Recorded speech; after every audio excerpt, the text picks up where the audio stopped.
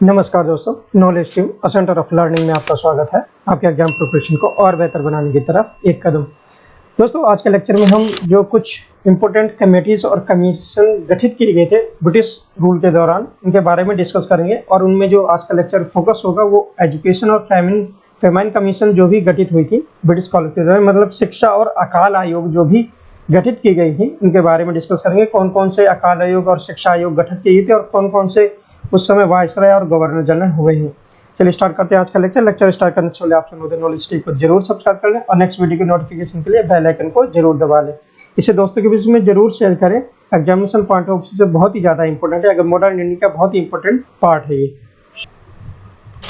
तो सबसे पहले हम जो एजुकेशन के क्षेत्र में जो कमेटीज और कमीशन गठित की गई थी ब्रिटिश काल के दौरान, उनके बारे में डिस्कस करेंगे। इसमें कमेटी का नाम क्या था और कब गठित की गई थी, कौन से साल में, और उस समय गवर्नर जनरल या वायसराय उस समय कौन थे। सबसे पहले नाम आता है चार्ल्स वुड डिस्पैच। ये एजुकेशन कमीशन आया था। ये साल था सन 1854 ईस्वी का, और उस समय जो गवर्नर जनरल थे वो लॉर्ड डलहौजी था, जिसका कार्यकाल अवधि 1848 से 1856 ईस्वी के मध्य था। चार्ल्स वुड डिस्पैच माना जाता है कि Magna carta of English education in India के लिए इसको जाना जाता है। और इसने जो हमारी एजुकेशन सिस्टम है उसको हायरार्की दी थी। मतलब सबसे पहले जो वर्नाकुलर प्राइमरी स्कूल का गठन किया गया था विलेज लेवल पे, मतलब जो भी स्कूल विलेज लेवल पे होंगे उनको वहाँ की क्षेत्रीय भाषा में एजुकेशन प्रोवाइड किया जाएगा। उसके बाद एंग्लो वर्नाकुलर हाई स्कूल और एफिलिएटेड कॉलेज डिस्ट्रिक्ट लेवल पे स्टैब्लिश किए गए थे। मतलब वहाँ जो क्षेत्रीय भाषा है और इंग्लिश, उस पर प्राथमिकता दी जाएगी। और वहीं पर ही उसके बाद एफिलिएटेड यूनिवर्सिटी स्टैब्लिश की गई थी प्रेसिडेंसी टाउन, कहाँ पर, कलकत्ता, बॉम्बे और मद्रास। इस तरीके से विलेज लेवल, डिस्ट्रिक्ट लेवल और प्रेसिडेंसी टाउन में इन्होंने हायरार्की बेसिकली स्टैब्लिश की गई थी। इस वजह से ये चार्ल्स वुड डिस्पैच बहुत ही ज्यादा इंपॉर्टेंट है एग्जामिनेशन पॉइंट ऑफ व्यू से। ईयर है 1854 का, जिसमें गठित किया गया था और लॉर्ड डलहौजी के टाइम पीरियड के दौरान। नेक्स्ट जो एजुकेशन कमीशन आया था वो हंटर कमीशन आया था 1882 ईस्वी में, और किसके कार्यकाल के दौरान, लॉर्ड रिपन के कार्यकाल के दौरान, और जिसकी कार्यकाल अवधि थी 1880 से 1884 ईस्वी के मध्य। जो हंटर कमीशन है इसकी अध्यक्षता किसने की थी, चेयरमैन कौन था, विलियम हंटर, उसी के नाम से हंटर कमीशन है। और बेसिकली यहाँ पर जो पहले जो चार्ल्स वुड डिस्पैच आया था उसने प्राइमरी और सेकेंडरी एजुकेशन को नेग्लेक्ट किया था। तो बेसिकली जो हंटर कमीशन गठित किया गया था वो अपना फोकस डालता है प्राइमरी और सेकेंडरी एजुकेशन को बढ़ावा देने के लिए। तो अगर एग्जाम में आता है हंटर कमीशन का संबंध किससे, तो एजुकेशन से तो है, लेकिन ये फोकस करता है मेनली प्राइमरी और सेकेंडरी एजुकेशन को, बहुत ही ज्यादा इंपॉर्टेंट है एग्जामिनेशन पॉइंट ऑफ व्यू से।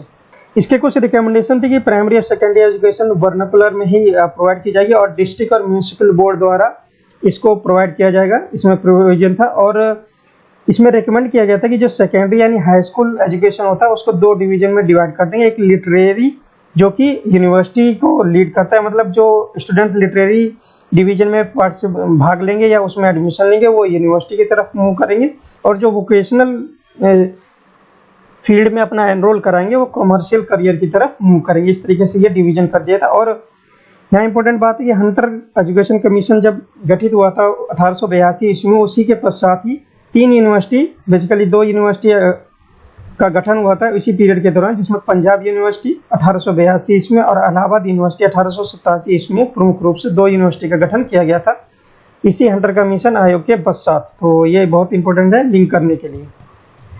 नेक्स्ट जो एजुकेशन कमीशन आया था वो राले कमीशन आया था 1902 ईस्वी में, और लॉर्ड कर्जन के टाइम पे आया था। कर्जन के कार्यकाल अवधि थी 1899 से 1905 ईस्वी के मध्य।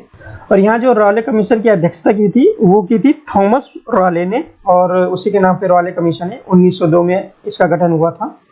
यहाँ पर जो राले कमीशन का गठन किया गया था लॉर्ड कर्जन ने थॉमस राले की अध्यक्षता में, वो बेसिकली जो कर्जन की रिएक्शनरी पॉलिसी थी उसको फॉलो करती थी। इसका बेसिकली ये मकसद था कि जो यूनिवर्सिटी थी वो पॉलिटिकल बैकग्राउंड बन गई थी, और यूनिवर्सिटी पर अपना शिकंजा बढ़ाने के लिए लॉर्ड कर्जन ने राले कमीशन का गठन किया गया था, ताकि यूनिवर्सिटी में कोई रिवोल्यूशनरी एक्टिविटी, इस तरीके की कोई एक्टिविटीज का वहाँ पर स्टार्ट ना हो पाए। और उसी के तहत ही इंडियन यूनिवर्सिटी एक्ट आया था 1904 ईस्वी में। वो राले कमीशन के जो रिकमेंडेशन हुआ था उसके पश्चात आया था इंडियन यूनिवर्सिटी एक्ट 1904। इसमें बेसिकली यूनिवर्सिटी पर जो गवर्नमेंट का कंट्रोल है वो बढ़ गया था। यूनिवर्सिटी को जो मोर अटेंशन इसमें बोला गया था कि स्टडी में देना चाहिए, और जो फेलो यूनिवर्सिटी प्रोवाइड करती है उसमें उन्होंने कंट्रोल लगा दिया था। और जो मोस्ट फेलोज हैं जो यूनिवर्सिटी प्रोवाइड करती है वो नॉमिनेटेड बाय गवर्नमेंट, इस तरीके के उसमें प्रोविजन किए गए थे।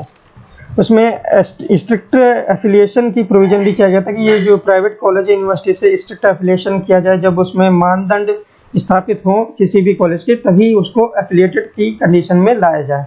और इसमें एक इम्पोर्टेंट पॉइंट थी कि 5 लाख रुपीस को सैंक्शन किया गया था पर एनम 5 साल के लिए कि हायर एजुकेशन को इम्प्रूव करने के लिए।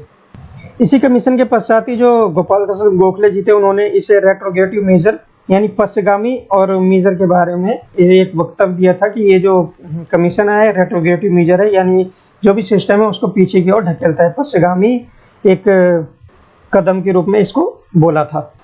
वही जो नेक्स्ट कमीशन इंपॉर्टेंट कमीशन आता है वो सैडलर कमीशन आता है 1917 ईस्वी में, और उस समय जो कार्यकाल अवधि थी और वाइसरॉय थे लॉर्ड चैम्सफोर्ड, और जिसकी कार्यकाल अवधि थी 1916 ईस्वी से 1921 ईस्वी के मध्य।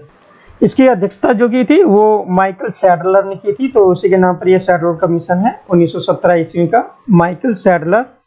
बेसिकली इसका गठन का पर्पस यह था जो कलकत्ता यूनिवर्सिटी में कुछ प्रॉब्लम्स क्रिएट हो गई थी और नेशनलिस्ट पॉइंट ऑफ व्यू से, तो उसमें जो प्रॉब्लम्स हैं उनको दूर करने के लिए लॉर्ड चैम्सफोर्ड ने सैडलर कमीशन गठन किया गया था, basically to study and report on problems of Calcutta university. But इसकी जो रिकमेंडेशन थी वो मोर और लेस सभी यूनिवर्सिटी पर एप्लीकेबल थी, और इसने एंटायर जो एजुकेशन फील्ड है उसको ओवरहॉल किया था। और ये उसने रिकमेंड किया था कि सेकेंडरी एजुकेशन बहुत ही ज़्यादा इम्पोर्टेंट है, और उसके लिए उसने प्रोविजन भी बोले थे कि स्कूल कोर्स जो है ना 12 साल के लिए होना चाहिए था, और स्टूडेंट अगर यूनिवर्सिटी में एंटर करता है तो उसके पश्चात ही यूनिवर्सिटी में एंटर करेगा, इंटरमीडिएट स्टेज के पश्चात ही 3 साल के डिग्री कोर्स के लिए, जैसा कि अभी सिस्टम चला आ रहा है। जो सैडलर कमीशन आया था इसने इसके पश्चात ही इसने रिकमेंड किया था बेसिकली जो यूनिवर्सिटी है वो सेंट्रलाइज होनी चाहिए, यूनिटरी रेजिडेंशियल टीचिंग सिस्टम होना चाहिए वहाँ पर। और उसी के पश्चात ही मतलब चैम्सफोर्ड के पीरियड के दौरान ही 1916 से 1921 ईस्वी के मध्य कई सारी यूनिवर्सिटी आई थी, जिसमें मैसूर की यूनिवर्सिटी, पटना की यूनिवर्सिटी, बनारस, अलीगढ़, ढाका, लखनऊ और ओस्मानिया यूनिवर्सिटी ये इसी पीरियड के दौरान ही आई थी सैडलर कमीशन के पश्चात ही। और ये टाइम पीरियड था लॉर्ड चैम्सफोर्ड का जो कि 1916 से 1921 ईस्वी के मध्य था। चलिए कुछ और एजुकेशन कमीशन जान लेते हैं। सबसे पहले इसमें आता है 1923 ईस्वी में इसका गठन किया था इंडियन डिसबैंडमेंट कमेटी, और ये आया था लॉर्ड रीडिंग के टाइम पीरियड में, जिसकी कार्यकाल अवधि 1921 से 1926 ईस्वी के मध्य थी। ये जो कमेटी है इसका जो हेड था वो लॉर्ड इचकैप था, ITCHCAP इचकैप, और ये इंडियन डिसबैंडमेंट कमेटी के नाम से जाना जाता है। बेसिकली इसका मेन पर्पस था to discuss the central committee of education, मतलब एजुकेशन के बारे में एक ओवरऑल कमेटी के बारे में डिस्कस करना, एक कमेटी गठन की गई थी उसी बेसिस पे। तो इंडियन डिसबैंडमेंट कमेटी 1923 ईस्वी में, और लॉर्ड इचकैप के अध्यक्षता में इसको गठन किया गया था लॉर्ड रीडिंग के टाइम पीरियड के दौरान। उसके बाद जो इंपोर्टेंट कमीशन यहाँ आती है हार्टोग कमीशन आता है 1929 ईस्वी में इसका गठन किया गया था लॉर्ड इरविन के टाइम पे, जिसकी कार्यकाल अवधि 1926 से 1931 ईस्वी के मध्य थी।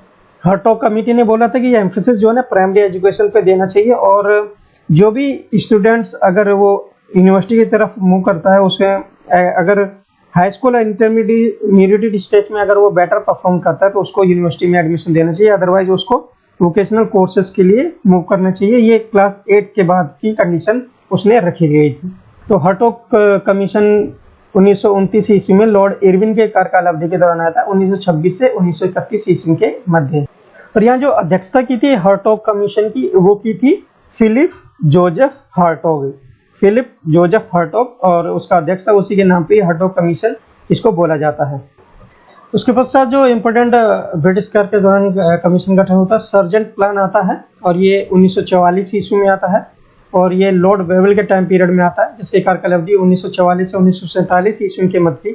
सर्जेंट बेसिकली एजुकेशन एडवाइजर था गवर्नमेंट ऑफ उस समय ब्रिटिश गवर्नमेंट का, और ये बेसिकली इसने central advisory board of education का के द्वारा ही ये सर्जेंट प्लान लाया गया था, central advisory board of education 1944 ईस्वी में। और यहाँ पर जो अध्यक्षता की थी बेसिकली जो इस कमेटी का हेड था सर्जेंट जॉन सर्जेंट के नाम से, बेसिकली इसी जो कमेटी है कमीशन है उसका नाम सर्जेंट प्लान है, और उसकी अध्यक्षता की थी जॉन सर्जेंट ने 1944 ईस्वी में। इसने प्राइमरी एजुकेशन को 3 से 6 साल की इसकी ग्रुप में बेसिकली एजुकेशन का हायरार्की की थी। प्राइमरी एजुकेशन 3 से 6 साल की एज के ग्रुप में प्रोवाइड की जाएगी और फ्री यूनिवर्सल और कंपलसरी एजुकेशन 6 से 11 साल के बीच में इसने रिकमेंड किया था और हाई स्कूल एजुकेशन 11 से 17 साल के बीच में इसने रिकमेंड किया था और यूनिवर्सिटी कोर्स 3 साल के लिए होगा। इस तरीके से ये पूरा प्लान इसने सामने रखा था और ये 1944 ही इसमें प्लान आया था। इस तरीके से हमने एजुकेशन के फील्ड में जो भी कमेटीज और कमीशन गठित हुई हैं इंपोर्टेंट तथ्यों से जान लिया। एग्जामिनेशन पॉइंट ऑफ व्यू से बहुत ही ज़्यादा इंपॉर्टेंट है कमेटी। अब हम जो नेक्स्ट है फेमैन कमेटी और कमीशन के बारे में डिस्कस कर लेते हैं। कौन कौन सी फेमैन कमेटी और कमीशन गठित की गई थी। यानी जो अकाल आयोग है उससे अकाल जब एक्चुअली ब्रिटिश पीरियड के दौरान अकाल जो एक बहुत ही एक फ्रिक्वेंट स्थिति होती थी और हर साल मोर और लेस अकाल पड़ा करता था, तो उनसे निपटने के लिए ब्रिटिश गवर्नमेंट ने कुछ कमेटीज और कमीशन का गठन किया गया था। उन्हीं को फेमाइन कमेटी और कमीशन बोला जाता है, अकाल आयोग के नाम से वो जाना जाता है। जिसमें सबसे पहले आता है कैंपबेल कमीशन। ये 1866 ईस्वी में इसका गठन किया गया था सर जॉन लॉरेंस के टाइम पीरियड के दौरान और सर जॉन लॉरेंस 1864 से 1869 ईस्वी तक वायसराय की गद्दी पर काबिज था। तो ये कैंपबेल कमीशन का गठन किया गया था। Basically Campbell commission famine commission से रिलेटेड है, यानी अकाल आयोग से रिलेटेड है। और जो इसकी अध्यक्षता की थी और वो की थी हेनरी कैंपबेल ने, तो उसके नाम पर ये कैंपबेल कमीशन है। इसका बेसिकली पर्पस था जो उड़ीसा में जो फैमिन हुआ था, अकाल पड़ा था उड़ीसा में, तो वहाँ पर पूरी उसके रिकमेंडेशन के लिए कि भविष्य में ऐसा ना हो, तो सारी चीज़ें डिस्कस करने के लिए कमीशन का गठन किया गया था 1866 ईस्वी में हेनरी कैंपबेल की अध्यक्षता में और सर जॉन लॉरेंस के टाइम पीरियड के दौरान इसको गठन किया गया था। दूसरी इंपॉर्टेंट है स्ट्रैची कमीशन, जो कि 1880 ईस्वी में इसका गठन किया गया था लॉर्ड लिटिन के टाइम पीरियड के दौरान। 1876 ईस्वी से 1880 ईस्वी तक उसका कार्यकाल अवधि थी। ये बेसिकली जो फेमाइन पड़ता है उससे जो लोग प्रभावित होते हैं उनके रिलीफ के लिए क्या पैकेज होना चाहिए, उसके लिए ये गठन किया गया था लॉर्ड लिटिन के द्वारा। और स्ट्रैची कमीशन बहुत important commission, examination point of view से कमीशन काफी ज्यादा पूछी जाती है, क्रोनोलॉजी भी पूछ लिया जाता है। 1880 ईस्वी में इसका गठन किया गया था। वहीं जो नेक्स्ट का आता है लायल कमीशन आता है, 1897 ईस्वी में इसका गठन किया था और जेम्स लायल की अध्यक्षता में इसका गठन किया गया था लॉर्ड एलन सेकेंड के टाइम पीरियड के दौरान। ये वायसराय था 1894 ईस्वी से 1899 ईस्वी के मध्य। लायल कमीशन इसका अध्यक्षता की थी जेम्स लायल ने। नेक्स्ट जो इंपॉर्टेंट है मैकडोनल्ड कमीशन, इसका गठन किया गया था 1900 में लॉर्ड कर्जन के द्वारा और ये 1899 ईस्वी से 1905 ईस्वी तक वायसराय था लॉर्ड कर्जन। और मैकडोनल्ड कमीशन की जो अध्यक्षता की थी एंथोनी मैकडोनल्ड ने की थी, उसी के नाम पर एक कमीशन है 1900 में। और इसका बेसिकली ये था कि जो फेमिन होता है, फ्रीक्वेंटली फेमिन जो होता है ब्रिटिश पीरियड के दौरान ना हो, उसमें जो रिकमेंडेशन देना है, तो इंपॉर्टेंट कमीशन है मैकडोनल्ड कमीशन जो 1900 में हुई थी लॉर्ड कर्जन के कार्यकाल अवधि के दौरान। नेक्स्ट है वुडहुड कमीशन, ये 1943 ईस्वी से 44 ईस्वी के मध्य हुई थी और इसकी जो अध्यक्षता की थी जॉन वुडहुड ने की थी to investigate the events of Bengal famine. जो बंगाल में फेमिन हुआ था उसकी जो कंडीशन थी और क्यों हुआ था, पूरी चीज डिस्कस करने के लिए और उसकी इन्वेस्टिगेट करने के लिए बंगाल फेमिन को ये गठन किया गया था लॉर्ड वेबल के द्वारा, जिसकी कार्यकाल अवधि 1943 ईस्वी से 1947 ईस्वी के मध्य थी। तो वुडहुड कमीशन 1943-44 ईस्वी के मध्य आया था और इसकी अध्यक्षता की थी जॉन वुडहुड ने। जैसे दोस्तों आज के फर्स्ट लेक्चर में हमने कुछ कमेटीज और कमीशन का डिस्कस किया जो कि ब्रिटिश काल के दौरान गठित की गई थी। बेसिकली हमारा फोकस आज एजुकेशन और फेमाइन कमीशन यानी अकाल आयोग और शिक्षा आयोग के जो भी आयोग का गठन किया गया था उनकी अध्यक्षता किसने की थी और किस किस वायसराय गवर्नर जनरल के टाइम पीरियड के दौरान इनका गठन किया गया था, ये सारे चीज डिस्कस किया। नेक्स्ट लेक्चर में हम कुछ जो फाइनेंस या इकोनॉमिक कमेटी है या एडमिनिस्ट्रेटिव कमेटी है उसके बारे में जानेंगे। आपको लेक्चर कैसे लगे प्लीज कमेंट बॉक्स में जरूर बताइएगा और नॉलेज स्ट्रीम को सब्सक्राइब करना न भूलें। जाते जाते नॉलेज स्ट्रीम को जरूर सब्सक्राइब करें और दोस्तों के बीच में इसको जरूर शेयर करें। नॉलेज स्ट्रीम से जुड़ने के लिए धन्यवाद।